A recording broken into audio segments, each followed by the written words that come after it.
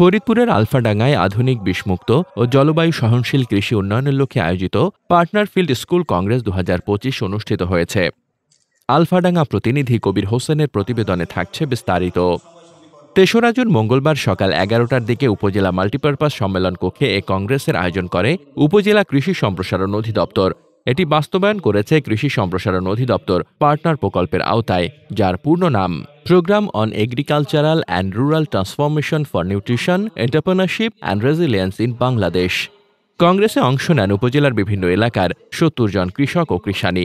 সেখানে আধুনিক কৃষি ব্যবস্থাপনা, জলবায়ু সহনশীল কৃষি চর্চা এবং বিষমুক্ত নিরাপদ খাদ্য উৎপাদন বিষয়ে বিস্তারিত আলোচনা হয়। উপজেলা নির্বাহী কর্মকর্তা রাসেল ইকবালের সভাপতিত্বে কংগ্রেসে প্রধান অতিথি হিসেবে বক্তব্য রাখেন ফরিদপুর কৃষি সম্প্রসারণ অধিদপ্তরের উপপরিচালক কৃষিবিদ মোহাম্মদ শাহাদুজ্জামান।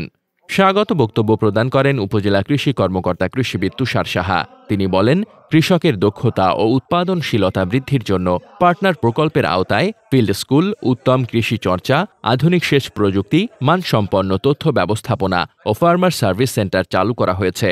তিনি আরও বলেন, এ ধরনের কংগ্রেস কৃষকদের জন্য একটি কার্যকর প্ল্যাটফর্ম, যেখানে তারা বাস্তবভিত্তিক প্রশিক্ষণ, উদ্ভাবনী কৃষি চর্চা ও অভিজ্ঞতা বিনিময়ের সুযোগ পায়। উপসহকারী উদ্ভিদ সংরক্ষণ কর্মকর্তা দেবাশিস কর্মকারের সঞ্চালনায় অন্যান্যদের মধ্যে বক্তব্য দেন উপজেলা প্রাণিসম্পদ কর্মকর্তা ডাক্তার ভবেন বাইন এবং উপজেলা প্রাথমিক শিক্ষা কর্মকর্তা রফিকুল ইসলাম।